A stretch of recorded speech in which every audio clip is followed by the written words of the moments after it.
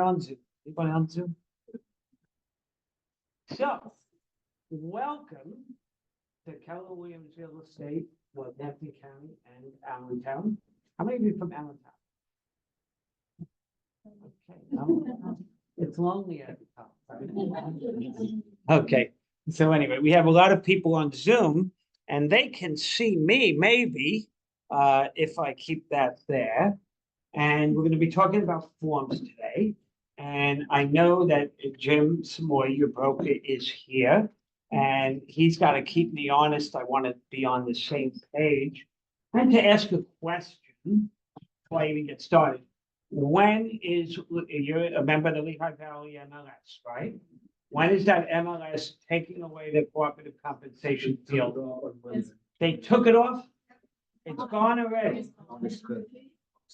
August 5th. Well, it's happening everywhere in the whole country. It's got to happen. Every MLS that's underneath NAR umbrella by August 17th. My MLS, which you may be familiar with, is Bright MLS, and they're doing the cutoff on August 14th. So we have a few more days, 6 more days for that to happen. But it's good. You're already cut off, so we're gonna have to talk about that. Probably in a big way when we get to at least one of the forms.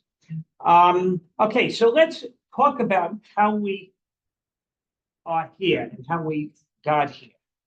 So I'm going to give you a cliff note version of the background of how we got here, but I think it's important. For instance, we all hear the term antitrust, but I don't think we understand the term antitrust. I think most Americans don't understand it. And I think, believe it or not, most realtors in the whole country don't understand antitrust. So, and you may have your opinions on it. We may think it's the most horrible thing in the world to have to deal with antitrust laws. And that's what they are. They are laws. It's not part of the United States Constitution. These were laws created by the U.S. Congress back in the late 1800s, early 1900s. Teddy Roosevelt, President Teddy Roosevelt, over 100 years ago, was instrumental in some of these laws. And we need to understand, what does the word antitrust mean? So anti, we know, means against, right? Anti is against. Trust. The last I checked, trust was a wonderful thing, right? Why would anybody be against the wonderful thing called trust? I trust you. I trust you what? To go to the bank for me? To mail letters for me? To take my dog for a walk? How about this? To babysit for my grandchildren? I don't think there's any higher trust that I can think of. Okay? So trust is a good thing. Why would we be against antitrust? Why would we be against trust? Because trust doesn't have that meaning. It didn't have that meaning over 100 years ago, or it had another meaning over 100 years ago, which is still hanging around, and it's the name of the legislation. So what does the word trust mean from over 100 years ago that it made sense to create laws against a trust? I gave it away. I say a trust, because now you know it's a noun. Okay. What does it mean? Because we usually use the word trust to be a verb. I trust you, right? Now we're going to use it as a noun. What was a trust? What is a trust? Okay, good. I'm glad you know that. So that way I can give it to everybody all at the same time. Trust is a monopoly. Monopoly. So what's a monopoly? Can anybody do that? Anybody in the room? How about, I got to speed things up. How about when one business controls an entire industry, or 2 or 3 businesses get together and they're the only ones in that industry and they control an entire industry? Do we have any trust today? Yeah, I can see you. What? Give me a trust that we might have today. How about Coke and Pepsi? I don't think so, but maybe. Okay, I used to love Coke. I still love it. I just gave it up a long time ago. Coca-Cola, the talk. So anyway, Okay. Anyway, I think some people might say that the media is a monopoly. Maybe, Amazon is a monopoly, something like Google. Google, by the way, less than a week ago, a federal judge made a ruling, an antitrust ruling against Google for what they were doing. Because here's what the antitrust means, anti-competitive. In other words, the United States Congress realized that if one company or a few companies control an entire industry, and they can do that by just making decisions or getting together in a dark, smoke-filled room and making decisions, they could control that industry. And when that happens, Americans lose because competition is done away with. So a better word for antitrust laws are pro-competitive laws. And sometimes you actually hear that said. You say, it's against competition, or it's not pro-competitive. So we decided a long time ago in this country to pass laws that maintain healthy competition in our, quote, capitalistic society. Because the hallmark of capitalism is competition.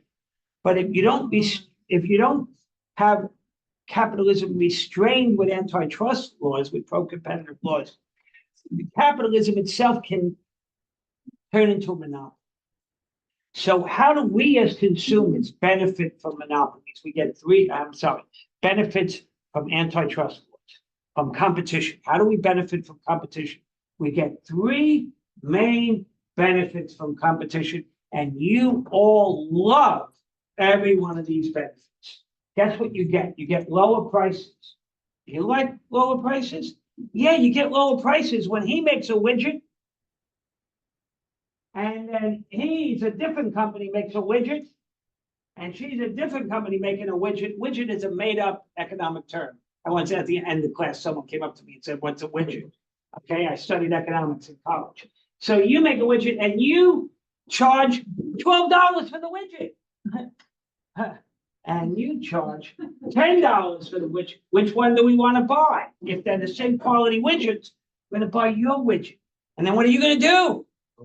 Lower your price to what? 9. Oh, I love it. We get a lower price. So competition gives you lower prices, but it gives you something else. He makes widgets. He makes a better widget. His widget lasts twice as long as your widget and your widget. Guess what? It costs $14. Now, maybe I'm going to buy his widget. Why? It's a better widget. He innovated and improved. So when you have competition, you get better products and services. Not just about products, it's also services. That's how we define economics in the United States when we talk about GDP, gross national product, and services. Because we're in a service industry. We don't make a product. Right? We don't make the houses we sell, right? We provide the service of helping people buy and sell the houses and rent them and help a landlord rent them out, and find them. We're going to talk about that too. But we're going to talk mostly about buying and selling today. So we get innovation because of competition. Through capitalism, competition, innovation, better products. So we get lower prices, we get better products, and obvious, we get choices. You've been making that widget so long, I don't care if it's more expensive. My parents used to buy that widget. I'm going to stick with your expensive, junky widget. Okay? But someone else is going to buy the better quality widget or maybe the cheaper widget. We get choices, we get better products and services, and we get lower prices. Hence, Congress over 100 years ago passed antitrust laws, pro-competitive laws. And somewhere, not that long ago, maybe 8 years ago, 7 years ago, some lawyers, some of them based in Illinois, Chicago, and other places, they actually do it. They thought this lawsuit was going to be so big, they teamed up as two law firms together to go against the real estate industry. Now, obviously, a monopoly is when one or two companies or three companies get together and control a market. Well, how many real estate companies are there in the United States? Thousands. So how can you have a monopoly there? Well, if every one of the companies belongs to the same association called the National Association of Realtors, or all the real estate firms in an area belong to the Lehigh Valley Realtors MLS, or to Bright MLS, which is the largest, the second largest in the nation, things that they do as part of that business affiliation can turn into what these attorneys saw as a monopoly. And what these attorneys saw was that we had MLS rules coming from the National Association of Realtors and the Code of Ethics coming from the National. I don't go anywhere without my Code of Ethics. The National Association of Realtors, I carry it in my front pocket. Okay, that because of these rules, we became like a monopoly, and consumers had higher prices, fewer choices.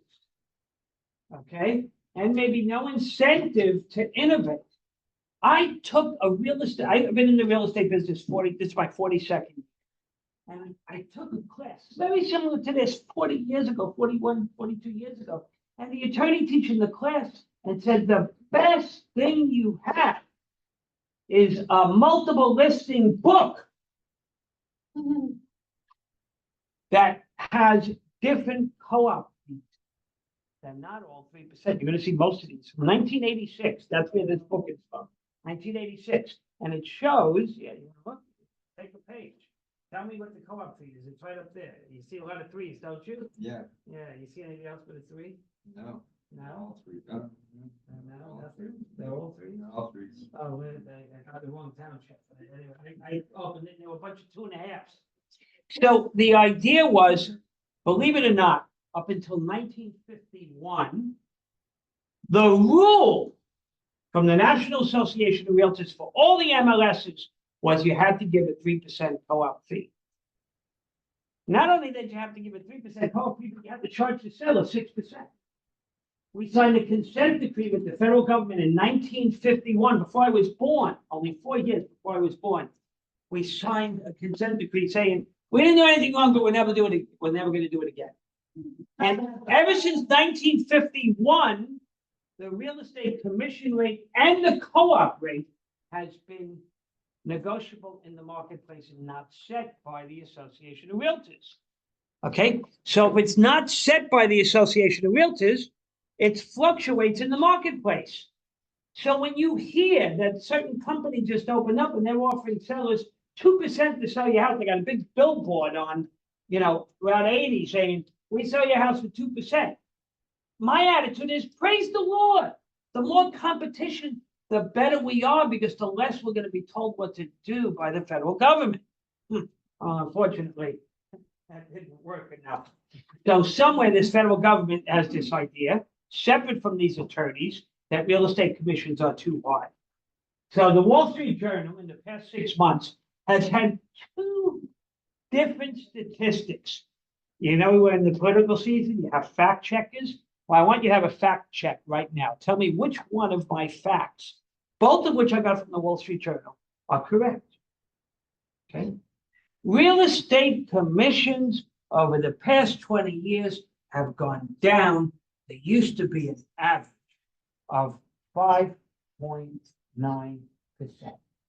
close to 6%. But now, for the past 3 years, they average 4.94%, close to 5%. They've come down from 6% to 5%. Real estate, the pressure on real estate commissions is downward. Real estate commissions have come down for the past 20 years, says the Wall Street Journal. Wall Street Journal says real estate commissions have skyrocketed because the price of homes have skyrocketed. The average home used to be $200,000, now it's $400,000. So now the average commission has doubled, but not quite. It came down from 6 to 5. So who's good at math? If you have a choice, do you want, as your earnings, to take 5%, 400,000, or 6% of 200,000? Which do you want? I want 5% of 400,000, right? real estate commissions have gone up. Which fact is true? They're both true, but if you're the government, maybe you're seeing that they've gone up. And what the attorneys saw was that sellers weren't giving a choice. See, as soon as you say consumers aren't given a choice, it's anti-competitive, right? What do you get when you have competition? I can choose your widget, your widget, and your widget, and your widget, and your widget, right? That's competition. Okay? But if you're the only game in town, I got no choice. You got no incentive to make a better product or service. In fact, you can raise the price from $12 to $18 a widget. I need a widget. I got to buy it, right? That's what this is all about. So let's not discuss the merits of whether real estate commissions have gone up or down.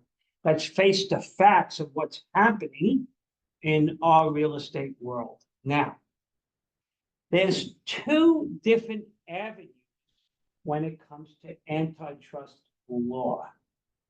There's this one avenue where a consumer has been damaged because someone doesn't obey antitrust law.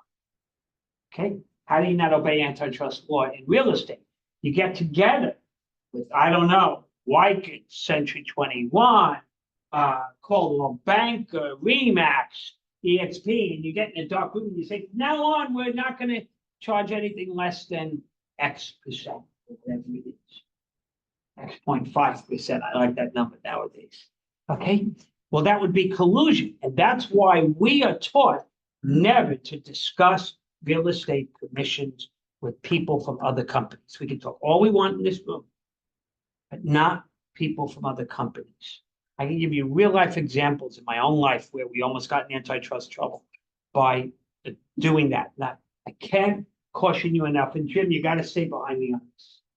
You got to look at social media where all of these agents are and stop them from discussing commission rates on social media.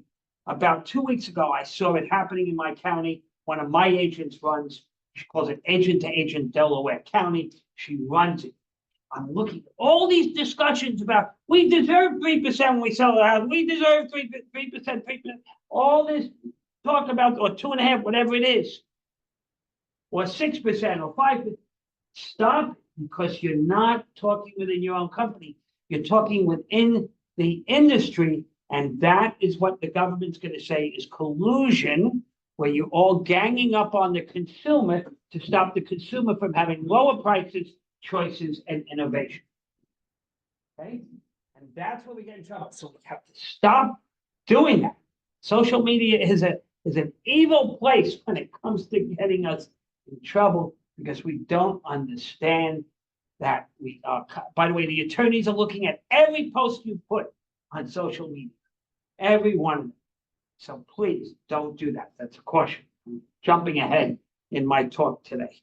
So now we need to understand where we are, and to understand the disagreements about how different states, Pennsylvania, Delaware, New Jersey, Rhode Island, California, how different states are dealing with the deadline that we have of April 17th and the issues that we have August 17th and the issues that we have. By the way, something in my brain, I had a stroke back in December. I don't think it's why I'm doing this, but I keep saying April instead of August. They're both the A months. Somehow I say April instead of August 17th.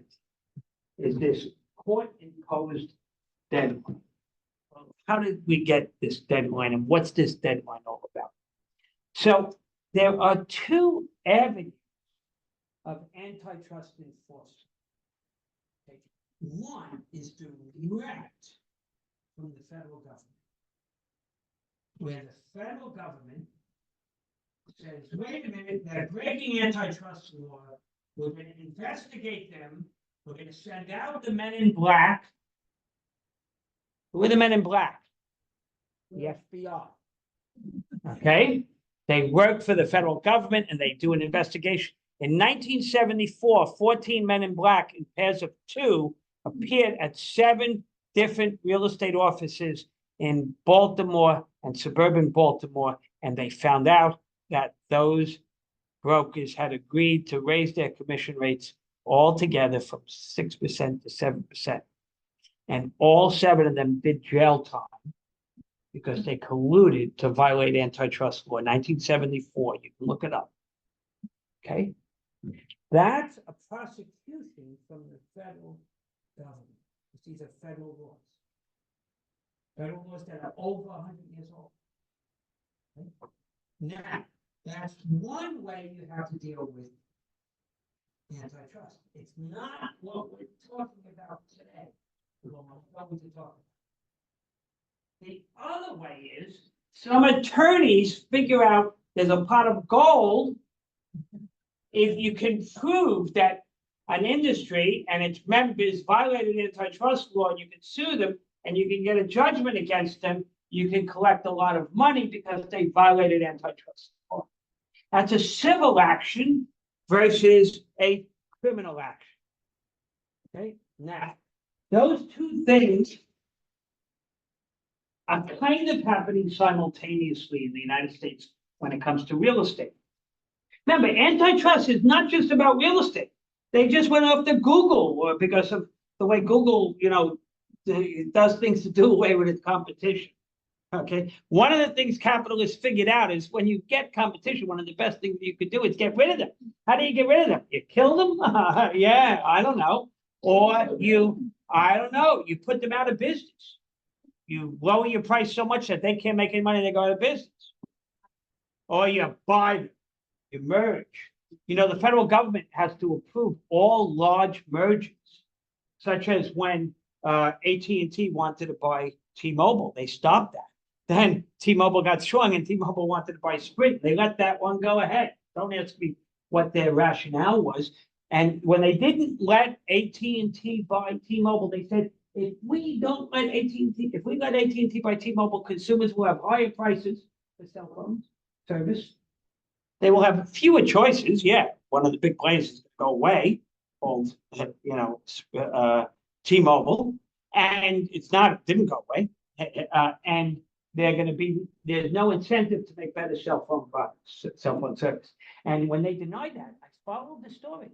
T-Mobile went on a tear. They lowered their prices, they improved their service, and then people started switching from AT&T and Verizon to T-Mobile. Yeah, the federal government, I think, called that one right. Okay, I grew up in a world where there was only one telephone company. Yeah, guess what the official name was? American Telephone and Telegraph, AT&T. Still around. Okay, and this Judge Green, federal court in New York, said no, that's a monopoly. We're going to break them up. We're going to make 8 different baby bells: Bell Atlantic, Bell New England, Bell New York, Bell Pacific, Southern Bell, all these different bells. And now they're merging back. Verizon is huge. It took over. It changed its name from Bell Atlantic to Verizon. It took over New York Telephone, New England Telephone, getting really big. Okay, so this is big economic story. This thing about antitrust, but we need to understand it, and also we also have the ability to lobby Congress. That was my idea. It didn't happen. Lobby Congress to change the antitrust law, at least for real estate. They changed it for professional sports in the 1970s because sports are so important to Americans that they had to make an exception to antitrust law for professional baseball, football, and hockey. Okay, and they did that. So I said, why can't we get them to do it for real estate? Yeah, a lot to be said. Because they're destroying, the result of what's happening is a destruction of the MLSs as we know it. And the MLSs do a lot of great things. They keep the best real estate market in the world healthy, going well. They feed our families. And more important than probably anything else nowadays is they create opportunities for all diverse people to buy real estate. It's the #1 protection against fair housing laws, in my opinion, is the MLS. Because when you put something in the MLS, who sees it? Everyone. When you allow people to pick and choose whether it goes into the MLS, you can select who you're selling your house to. And a seller has a right to sell their house to anyone they want, as long as they are not discriminating when it comes to fair housing. Okay, they can discriminate on other things. You can refuse to sell your house to someone who drives a Corvette because you don't like Corvettes, or they have motorcycles. That's not discrimination. It is discrimination, but it's not illegal discrimination. Discrimination is a bad name nowadays. It's not all bad discriminate. I discriminate on eating at fast food restaurants, so I don't want to eat there. I discriminate. Well, that's okay. Cy Sims, nobody remembers Sims men's clothing. I think they used to sell brand name clothing for less. Okay, and one of his taglines for his commercials was Sims, the store for the discriminating consumer. Yeah, you wouldn't have that ad today, believe me, because everybody thinks discrimination is evil in and of itself. Yes, Jim. That was another tagline, an educated consumer. So that hasn't changed. That's still true. So, Dominic, yes, the attorneys had their eyes on a pot of gold. yes. How much was that? No, I'm going to tell you in a minute. Oh, Okay. Okay. So now, here's what happened. The attorneys started their case, and it got the attention of the federal government, who opened an investigation against the National Association of Realtors in 2018. And while this investigation is going on, the people at NAR, top people I know are these top people, were told you have to keep this confidential. And they negotiated with the Justice Department, just like they did back in 1951. And in 2004, we did another antitrust settlement where the judge got us to agree to something. We signed a consent decree where we won more than anything else. It's in your listing contracts about automated evaluations and comments being made about listings. It's real obtuse antitrust law from 2004. Ruling, consent decree from 2004. I don't want to get bogged down in that. I want to talk about the consent decree that we entered into with the federal government in the first 2 days of November of 2020. No one in this country was paying attention to the consent decree that the National Association of Realtors entered into with the federal government in the first 2 days of November of 2020, because the country was distracted by something else. What was it? The election, the presidential election of 2020, a couple of days later, and it became a contested election. That's what the country was thinking about. So the Justice Department said, we have it. They put out a joint press release, NAR, federal government, we've come to a settlement on this investigation that you didn't even know we were doing. And we agreed that there are 4 things that the National Association of Realtors will change from now on. One of which I thought was going to change the industry. But it didn't. We agreed to these 4 things, and we're going to get the written agreement filled in by the end of the year, 2020. 45 days, they said. Well, Christmas came, everybody was, the election was, being contested, everything. And everybody said, well, the document's not ready by the end of December 2020. So then New Year's came, and then the National Association of Realtors started calling up the Justice Department, federal government, saying, where's the consent decree so we can sign it? We're already putting into action what we've agreed to. I'm going to tell you what they agreed to in a minute. So at that point, the Justice Department said, well, we're working on it. They were. Okay. But they never gave NAR the document to sign. And then on January 20th, Joe Biden became the president of the United States. Supposed to be the same Justice Department. I don't know. Because by the middle of March of 2021, the Justice Department says, no deal. We never really signed it. And we said, what do you mean you never really? We came to an agreement. You got to live up to your agreement. So by August of 2021, the National Association of Realtors sued the Justice Department to live up to the agreement they came to, even though it was never really signed. And the judge, bless him, he took about a year, but he said, you know what? If you can't deal in good faith with the federal government, who can you deal in good faith with? We're totally in favor of the National Association of Realtors. And he said they have to live up to that deal.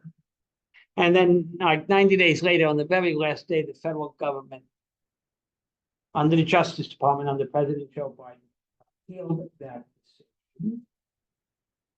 And about a year and a half later, in March of this year, 2024, a three-judge panel of the appeals court in a 2-to-1 decision ruled in favor of the federal government and against the National Association of Realtors, saying no, the government doesn't have to live up to that agreement because they can reopen an investigation anytime they want, and all the cards are off the table. And we are in that period of time where the National Association of Realtors is negotiating with the Justice Department, and they are considering appealing that ruling to the Supreme Court of the United States. They haven't appealed it yet. They still have more. I don't know how much more time they have, probably less than a month. We're going to find out.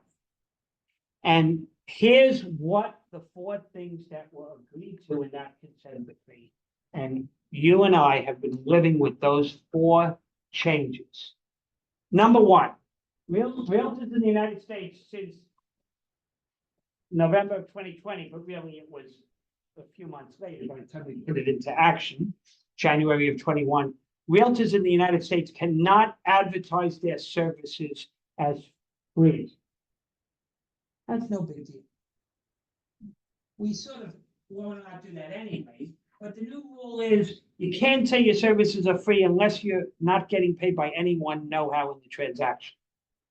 What was this a point? This was talking about all those buyer's agents in the United States who had ads saying, use me, my services are free because I'm getting paid by the listing broker or the seller, right? Well, you can't do that anymore. January of 21. If you look at the Code of Ethics now, it's standard of practice 12-1. You can't advertise your services as free unless you're not getting paid by anybody. That was no big deal. The other thing the National Association of Realtors agreed to do is any MLS that they oversaw that had a method, technological method for consumers, not for consumers, for real estate professionals to search the MLS, and instead of using search criteria such as bedrooms and bathrooms, they were using search criteria such as how much is that cooperative fee? Is it 3%? Is it 2.5%? Is it less than 2.5%? Is it 2%? Is it 1%? You're not allowed to have an automated search of that. We don't know of an MLS that was doing that anyway, but if there was, they couldn't do it anymore, and that's okay. And the real estate professional could still manually search by cooperative fee. If there were 10 listings available, you could print them all, look at them all, and you could take out the ones that weren't giving you enough compensation. Yes, Jim. TLDR did have that field, and we were policing that based on now standard rule that minimum commission violates is 2.5%. So we were policing that, the target agencies were always, which is less than that, and then one day it disappeared. Who was policing what? We were. Who's the we? You. You were making sure that none of your listings were in the MLS.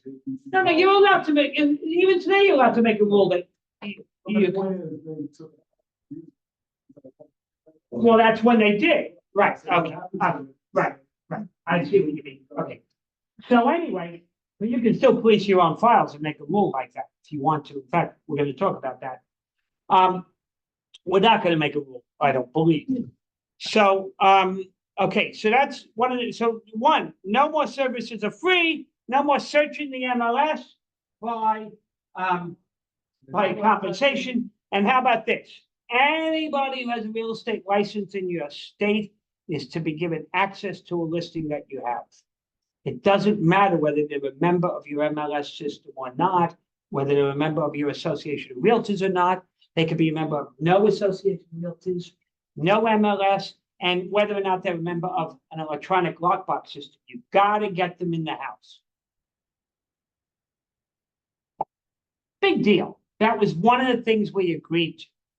Now, the other one, the 4th one that I thought was going to make a big change was that consumers were going to be able to see what the co-op fee was or is for their buyer's agent, if they hire one, before they even see a house or hire a buyer's agent. So I know LVAR, whatever it's called nowadays, had a public-facing website. And for years, when you went into that public-facing website, you didn't see days on market. But the agents could see days on market. That's still the case, by the way. It's still going to be the case after August 17th. Okay? Consumers are not going to be able to see days on market, but you as a professional will be able to see days on market. You with me? But it used to be that you would be able to see the co-op fee, but the consumers couldn't see it. Well, starting in November of 2020, or in that agreement, it said from now on, consumer-facing websites put on by brokerages or MLSs had to show the co-op fee. I thought that was going to change our world, because here's what I thought was going to happen. It has nothing to do with why we're here today to think about, because that whole point's going away. Because no consumers are going to see what the co-op fee is come April 17th. Because we're not even going to be able to see what the co-op fee is on the MLS come August 17th. Okay, so I thought that an agent, that a consumer would see a house on the MLS, would see maybe that they're offering 3%, and then would call you up and say, will you show me that house? And you're probably going to say, yes, you're in the business of doing it. Or will you show me that house? Yes, you're in the business of doing that. Will you show me that house? Yes, you're in the business of doing that. And then they say, oh, I've seen the co-op fee is 3%. Will you give me half of that back if I buy that house? What are you going to say? I don't think I'm going to do that. Or no, you got to check with your broker. But assuming you have your capping agent, your Keller Williams, you probably could say yes if you want to. But you could also say no. Now I know a lot of agents who say no. Well, then they hang up on you and they call another agent. They find an agent who will do that. I thought that was going to happen a lot, but it wasn't happening. Okay, so those were the 4 things in the consent decree that the federal government says they don't even have to live up to, but we're living up to them. So that investigation is now reopened and it's ongoing, but it has nothing to do with the settlement agreement that we're going to talk about today. Because the settlement agreement we're going to talk about today is where the lawyers spent many years in discovery, 4 or 5 years, getting all the evidence, getting everything, and they put the trial on in the fall in federal court in Missouri. You might have heard this, in the fall of 2023, 10 months ago. They put it on, and the judge forced the jury to not consider certain things and wouldn't allow the National Association of Realtors to make arguments like the MLS is a good system, it creates a great economy, it creates housing opportunities for everyone, regardless of their race, color, creed, religion, it's fair housing. We couldn't say any of that. And the jury was only given certain information, and based upon this information, on October 31st of 2023, it was a very scary day. It was Halloween. And in 2 hours and 20 minutes, the jury came to a verdict. It was an 8-person jury, none of whom had sold a house in the past 10 years. Because they couldn't, because it was a class action lawsuit. And if they had sold a house, they would have been judging on their own case. So in 2 hours and 20 minutes, they came with a unanimous verdict that the National Association of Realtors, Keller Williams Real Estate, RE/MAX, Century 21, Coldwell Banker, known as Anywhere, Sotheby's, and all these other large MLSs and large companies were guilty of violating antitrust law. They're not going to go to jail. They're going to have to pay damages to all the sellers. How much damages? Well, what they did was they took every house that sold over the past certain years, like 7 or 10 years, added all the amounts up in the whole country, 50 states, plus 7 years, whatever. So it doesn't matter. It was a lot of houses over a lot of years. And because it's different, depending upon where you are in the United States, you went back a different period of time. It's very complicated. 7 to 10. Call it 7 to 10. Then they went ahead, they took all the houses that sold, $200,000 house, $2 million, 500, they added them all up. They multiplied it by 3%, and they awarded the plaintiffs, I gag when I say it, $178 billion.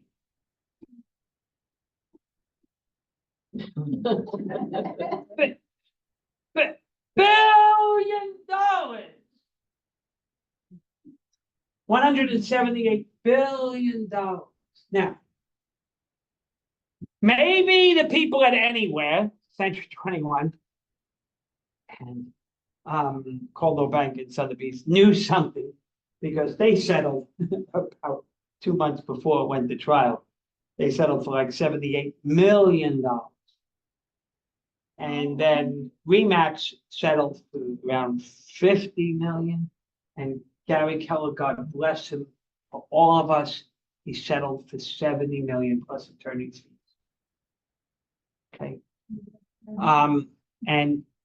But the last main settling party, there's still settling parties about to happen. The last settling party was the National Association of Realtors, and they agreed to, I'm losing my number, $314 million, our dues dollars. And they promised us that our dues are not going to go up in 2024 or 2025. Be ready for 2026. I'm prepared, by the way, if there's 1.5 million realtors, I'm prepared for every one of them to pay an extra $100 in dues for 3 years, and that'll pay off that debt. Okay, so someone got to pay at some point. NAR couldn't have settled for more money because they would have gone bankrupt. Okay, so there was a lot that went into this settlement agreement. But not only was it about money, by the way, NAR is able to pay it out over a 3-year period. But the first installment was like $200 million. It's been paid already. Okay. This settlement agreement is preliminary. The final settlement agreement has to be approved by the judge in November, right around Thanksgiving, November 26th, I think. He has a hearing, but that same judge has already given it preliminary approval. So we think it's going to pass. And there's one twist that could happen. We'll tell you about that in a minute. So anyway, that's the money part. And because of Gary Keller and because of the National Association of Realtors, you and I are released from any damages in this lawsuit. Because every one of us could have been sued as part of this class action. And I think it's why Gary Keller settled. They started going after teams, Keller Williams teams in the state of Texas, who had no insurance. They were getting sued for millions, if not billions of dollars. And they were like, Gary Keller, please help. Gary Keller took out a checkbook for $70 million. So this is for the hurt sellers. All to the hurt sellers. Okay, so where's my check? I sold within the last 7 days. You're gonna get the notices are gonna go out to you starting April 17th. The class notices from the attorneys. It's a administrator appointed by the court who's in charge of sending all these notices out. I already received one. Don't ask me how I received it. I didn't sell my house, but I received one from the Remax and Anywhere settlement. It's in my car. I could show you what it's going to look like. 18 cents. It's going to. Who knows how much you're going to get? Not a lot of money. They said it was going to be like $5 up in New England, but for every seller. Let's not talk about that right now. I've got important things to talk about. Okay, now. So that's how a class action lawsuit works, and you have the opportunity when you get this notice to opt out of the class, reserving the right for you to sue individually yourself. So you can still do that. You'll have time. You'll see that in the notice. I can show you what the notice looks like. I'm going to hire you. So anyway,